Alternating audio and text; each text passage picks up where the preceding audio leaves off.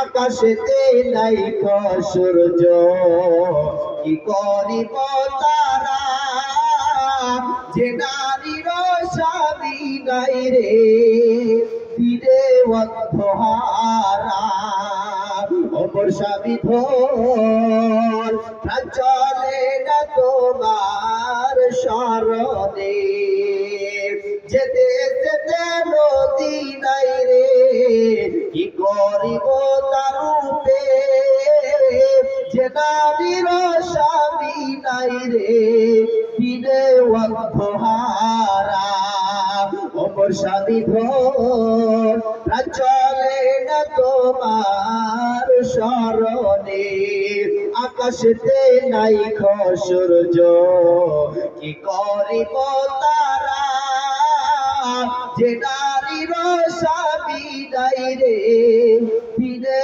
অন্ধহারা। আল্লাহ তিনার স্বামীকে জান্নাতুল ফিরদাউস দান করবেন, আল্লাহুম্মা আমিন। যে কথা বলতেছিলাম, সর্বদা একজন মুমিন ব্যক্তি আল্লাহর প্রতি তাওয়াক্কুল করবে, ভরসা করবে। কথা বলতেছিলাম কিনা, যে কথা হলো নবীজিকে এবং আবু বকরকে অ্যাটেনশন করেছে, আজকে মারতে হবে, প্ল্যান করে নিয়েছে বেঈমানের দলেরা, কাফেরদের দলেরা।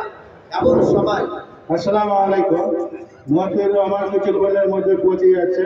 যারা রাস্তাঘাটে জাম করে আছেন রাস্তাগুলো খালি করে দেন। যারা রাস্তাগুলো জাম করে আছেন মোটরসাইকেল বা টোটো গাড়িগুলো সরিয়ে নেন। যারা রাস্তাঘাটের মধ্যে গাড়ি ঘোড়া রেখেছে গাড়িগুলো সরিয়ে নেন, এক্ষুনি চলে আসছে। আসসালামু আলাইকুম। আর ভলান্টিয়ারদের উদ্দেশ্যে বলছি, তোমরা রাস্তাগুলো ক্লিয়ার করো।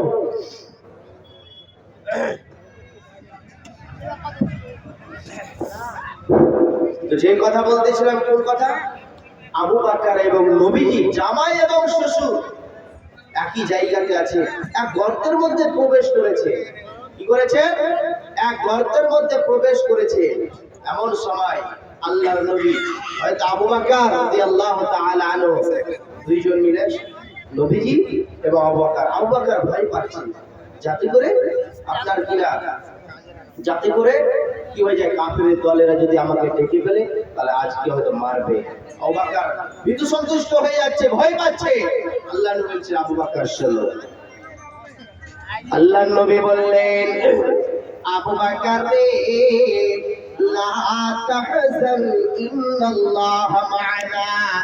আবু বকর তুমি ভয় পেও না, কাফেরের দলেরা, বেঈমানের দলেরা রাস্তাতে যেতে যেতে এদিক যাচ্ছে ওদিক যাচ্ছে, যেতে যেতে যেন কাফের বেঈমানের দলেরা যদি নিচে এরকম করে একবার তাকিয়ে দেখে, সঙ্গে সঙ্গে আপনার কিনা তিনি আপনার কিনা তাদেরকে দেখে ফেলবেন। কিন্তু তাদের ভয় আছে। আবু বকরকে আল্লাহর নবী বলছেন, আবু বকর রে, স্বয়ং এই গর্তের মধ্যে আমি আর তুমি নয়, আমার সঙ্গে এবং তোমার সঙ্গে ওপরে যিনি আছেন তিনার নাম আমরা সবাই উচ্চস্বরে বলবো। সবাই পৃথিবীর যদিও আপনি আমি যদি অন্ধকার আপনার রূপে আপনার কিনা